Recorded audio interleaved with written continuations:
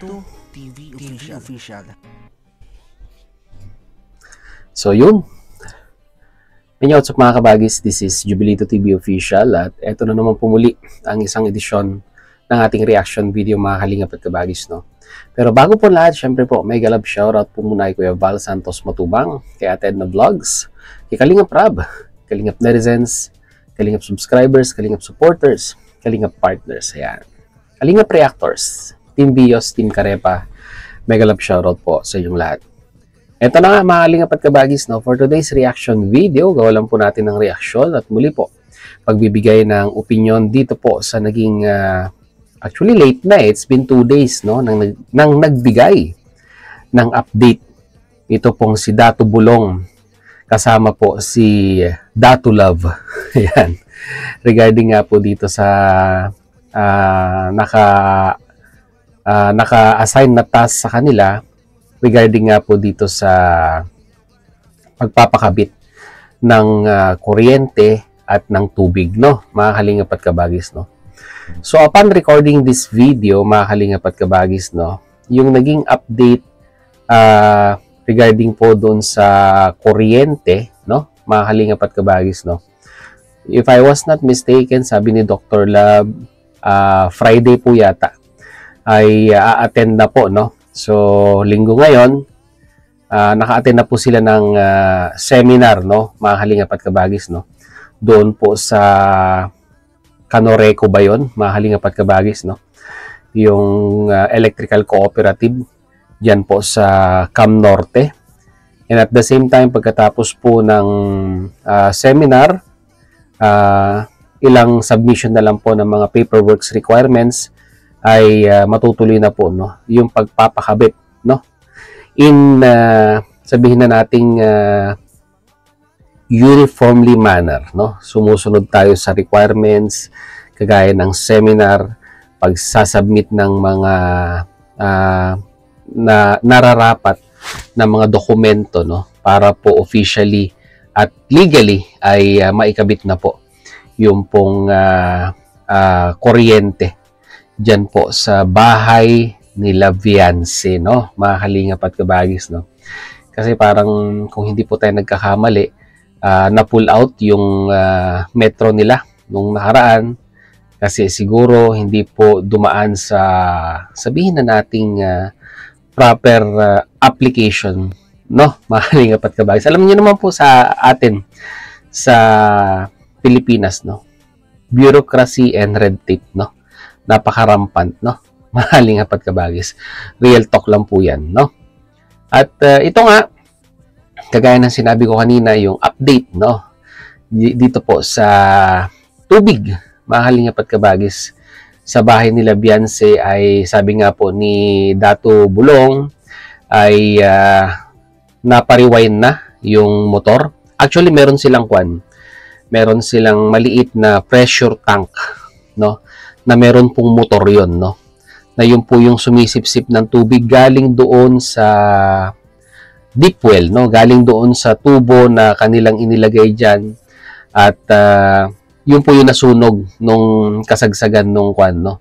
Kasagsagan po nung pagpapagawa nung bahay nila Viance, no? Doon po sila kumukuha ng pinaka-source nila ng tubig, panghalo ng semento, at kung ano pa mga bagay-bagay na kinakailangan nila during the construction time nung bahay nila Viance. So, bumigay yung motor. Siguro na overwork, na overload, ika nga. At base nga po dito sa update ni Redsane ay napariwind na at kitang-kita naman po na okay na po, no? Mga kalingap at kabagis. Ang inaayos na lamang po nila ay yung linya galing po doon sa inilagay na tubo papunta po, no, sa bahay nila Viance, no. So ang na lang dito, ang katanungan na lang po dito is yung quality ng tubig na manggagaling po doon sa deep well, no, mga kalingap at kabagis na ikinabit diyan. So most commonly ang magiging issue natin diyan is unang-una kung mababaw, no, yung tubo na inilagay diyan po ay yung kulay at yung lasa at amoy ng tubig, no, mga kalingap at kabagis, no. So, makaka-relate sa akin yung mga viewers natin na may mga ganitong klase ng setup ng patubig sa kanilang bahay, no? So, pag mas mababaw ay yun po, very common yung may kulay kalawang at malansa yung tubig, mga kalingap at kabagis, no? As you go deeper, no, mga kalingap at kabagis, no, ay doon po nag-i-improve yung quality ng tubig, no, mga kalingap at kabagis, no. So, most probably, ang tubig, no, kung okay naman, ay magagamit po natin yan sa paghuhugas, no, paglalaba, no, and at the same time, yung mga iba pa po nating pwedeng gawin, no, in regards sa application po ng tubig, no. Pero na lamang po siguro kung gagamitin sa paglilinis or sa pagluluto ay medyo parang alanganin tayo dyan, no, mga kalingap at kabagis, no. At yung lalong-lalo na kung gagamitin na inumin, no, yung tubig na yan. So, mas prepared pa rin po natin yung mineral water, yung nabibili natin sa water station dahil ganun na po convenient ang inuming tubig ngayon nowadays, mga kalingap at kabagis, no. Basta mayroon ka lang lalagyanan, punta ka lang sa water refilling station, kahit wala nga no, magdeposito ka na lang, ay ganun na po kadali, no, mga kalingap at kabagis, no. So, yun po, no, yung update, no. So, sana nga inaasahan nila by Monday or Tuesday ay may sasakatuparan na po itong ribbon cutting ng bahay nila Beyonce. At alam naman po natin, mga kalingap at kabagis, na ito na yung ito na yung pinaka main course ng ating usapan, no. At kumbaga naikwan lang natin, no, naisingit lang natin yung update dun sa tubig at kuryente ng bahay nila Beyonce. Pero ito yung pinaka main agenda natin at isang gusto ko ring bigyan ng reaction video. Habang pinag-uusapan nga po nila Dr. Lab or ni Dato Lab at Dato Bulong yung regarding dyan sa tubig at kuryente, alam naman po natin na si Dr. Lab ay may pinapatayo din pong bahay sa likod lang, no, ng bahay nila Beyonce, mga kalingap at kabagis, no. At doon na po pumasok, no, yung usapang political, mga kalingap at kabagis, no. Usapang politics, no. At hindi ko po alam kung saan po nahugot ni Dato Bulong itong topic na ito at nag-open up itong si Dato Lab regarding sa intention. Hindi ko po alam kung may intention itong si Dato Lab na pasukin ang politika dyan po sa Cam Norte. Pero i-analyze natin kung ito po ba ay nagmamarites lamang po or talagang kung pagbibigyan ng pagkakataon ay tatakbo itong si Dr. Lab, no, ng isang posisyon sa gobyerno kung mapagbibigyan ng pagkakataon, mga kalingap at kabagis. So ito po, panoorin po natin ang kanilang conversation. Narito po yun. Eto na. Wait lang. It's G.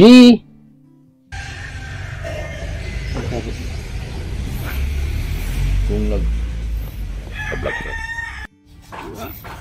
Di matakbo ka pala dito, Dok, ng kagawad o kapitan? Mayor. Di, pag dito ka titira talaga, hindi malayong imbitahin ka sa mga non-partisa naman ng mga barangay. Di malayong baka isang araw, imbitahan ka kagawad. Siyempre, kasama mo, kailangan mo rin tumakbo. Diba? So, the rest is history na kung ano makikasunod doon. So, dito ay nabanggit ni Dr. Lab na yung sa patungkol nga po sa pakikisama dahil alam naman po natin na si Dr. Lab ay nagcha-charity din at siguro po by all means ay mapapansin din ang kanyang charity works ay baka nga daw po maimbitahan ng mga non-partisan or sabihin na nating mga grupo na alokin siya, no, na tumakbo ng isang posisyon. Sabi nga po kagawad pero gusto niya mayor mga kalingap at kabagis, no. Well, hindi po kanyan, hindi po malabong hindi po sabihin na nating may chance or may possibility na pwedeng gawin yan, mga kalingap at kabagis, no. Pero alam naman po natin na si Dr. Lab ay bago pa lamang po dito sa Cam Norte At sa tingin ko po ay although sabihin man natin nagcha-charity siya at nakikitaan siya ng mga magagandang gawain pagdating sa pagtulong, ay syempre kung ikaw ay partido ay mas preferred pa rin nila yung mabango sa masa, yung pangalan, no? Yung kilala, no? Mga kalingap at kabagis, at yung sa tingin nila ay mag-aangat sa kanilang partido, no? Mga kalingap at kabagis, no? At alam ko kung hindi po ako nagkakamali, si Kuya Bal Santos Matubang, marami ng alok yan. Marami ng alok yan in regards sa pagtakbo sa politika, pero tinanggihan niya na lamang po, no? Kasi nga po, nanggaling na rin kay Kuya Bal noon na ang pagpasok sa politika ay sabihin na natin magulo, no? Talagang mahirap, di ba? Napaka-hectic na nga ng schedule mo sa pagcha-charity, tapos papasukin mo pa yung politika, ay talagang sabi nga po nila ay kukulangin na ang 24 hours, no, ng buhay mo pag pinasok mo ang pagpupolitika. So, pagpatuloy natin. Kasi makikilala ka rito. Kasi titira ka na dito sa mansion mo eh. Hindi naman, wala akong mansion. Wala akong mansion. Wala akong mansion. O in fairness, maalingaw at kabagis, no, yung bahay ni Dr. Love sa likod, ay parang two-story din eh. Malaki-laki rin mga kalingap at kabagis, no? Nagpapaka-humble lang itong si Dr. Love. Pero malaki yung bahay niya dyan sa likod ng bahay nila Biansi, no? Mansion. Ang laki Ayan, ng no? mansion ni Doc Lab, oh. Kasi kung dito ka natitira talaga, magiging residente ka na. Oo. So, bubuto ka para maipaglaban mo naman yung karapatan mo bilang isang Pilipino. Tatakbo ka. Tapos, siyempre, makilala ka. Imbitahin ka ngayon. Pwede ka bang slot ko? Hindi ka naman makatanggi dahil bilang isang malayang mamayang Pilipino, Matakbo ka naman. matakbo ka rin.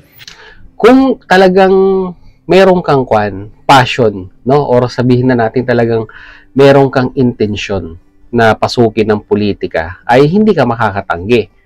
Pero kagaya na sinabi ko po kanina, marami na pong pagkakataon si Kuya Bal na inalok na tumakbo ng posisyon pero tinanggihan niya. So ibig sabihin, wala siyang interest. Pero dito po sa pag ina-analyze natin itong si Dr. Lab, ay may interest siya na pasukin ng politika, no? Kung ibibigay ng pagkakataon. 'Di ba? Kasi sabihin mo, hindi ako seryoso dyan. Pero makachamba ka. Palagay natin, makachamba ka. O di ba? Kasunod nun. At least, mas madali na lang. Pumasok ka sa mga barangay, madali na lang. Kasi kilala ka na. Mas madali tawag nito, mag-vlog, mag-scout. Mga ganyan. Di man malayo yan. Di man malayo. Doon yan. So, hindi kino-close ni Dr. Lab yung opportunity kung merong mag-aalok sa kanya na pasukin ang pagpopolitika dyan sa Cam Norte. Sa Maynila ganoon din eh. Kinukuha ka baga? Kinukuha din ako doon eh. Pero, so ibig sabihin na experience na ni Dr. Lab sa Manila noon, no? Na, ayan, may nag-alok sa kanya na pumasok sa politika. So, talagang si Doc Lab open, no, sa pagpasok sa public service ika nga. Ayaw ko lang dahil wala akong hilig. Gusto ko vlog lang. Pero sa unang sinabi niya kanina is parang may intention, no? Pero ngayon parang binabawi niya. Ano ba talaga, Dr. Lab? Wala akong hilig. Kasi yan, sakit sa ulo. Yan, binawi niya na. Sakit daw sa ulo. Yung makikipag ka. Kasi di man lahat mapasaya mo. Yung kabilang partido na nakalaban mo, magkikaaway mo yun. Kahit naman sa tawag nito, sa pagko-content creator, lalong-lalo na sa pagcha-charity, you cannot please everyone. May mga bashers talaga. Lalong-lalo na si Dr. Lab, daming bashers niya. Di ba? Kaya kahit siguro anong aspeto ng buhay, di ba? May siya. May negatibong impact yan sa ating buhay. Nakasasamaan loob sa'yo nun. Diba? Magiging baser mo yun. Madagdagan pati ang baser mo.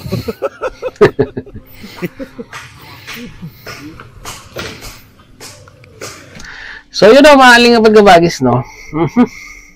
Dok, ano ba talaga? Gusto mo bang pasukin ng pagpupolitika or tuloy-tuloy na lang sa pagcha-charity, no? Mga kalingap at kabagis, no? Hindi po natin alam kung si Dr. Lab ay nagpapahapyaw or nagpaparinig sa makakapanood ng mga partido sa kanyang intensyon. Pero sa bandang huli kasi, binawi niya no? Na sabi niya, magulo ang pagpupolitika, marami kang magiging kaaway, yung nakalaban mo, magiging kaaway mo.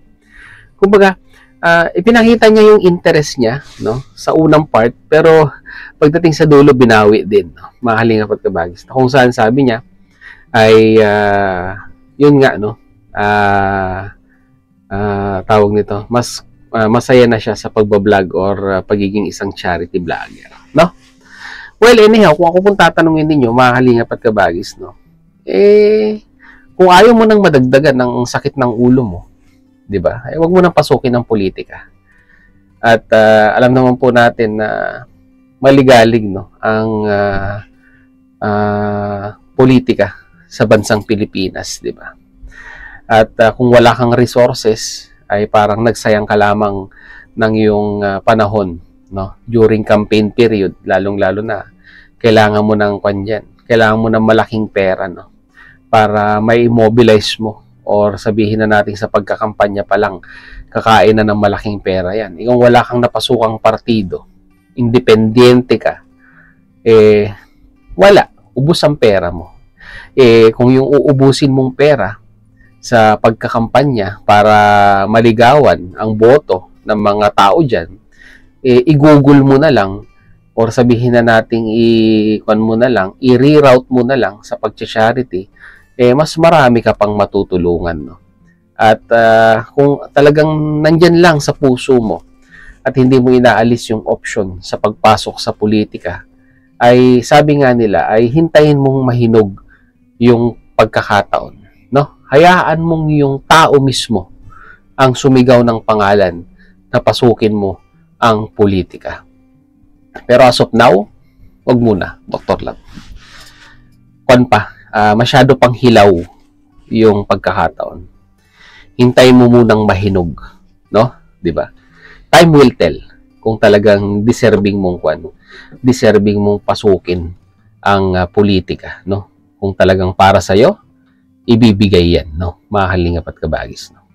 So yun lang pong ating reaction video for today. Mag-comment po kayo sa ating comment section kung ano naman pong inyong masasabi, opinion, reaction dito po, no, sa naging statement ni Dr. Lab regarding po, no, sa pagpasok sa politika diyan po sa Cam Norte. Mag-comment po kayo sa ating comment section. Pag-usapan po natin yan, mga kalingap at kabagis, no. So yun, hanggang dito na lang muli. Maraming salamat dahil hanggang sa dulo po ng ating reaction video ngayong araw na ito ay nasamahan niyo po muli si Jobilito TV Official. At muli po nagpapaalala po ang inyong host.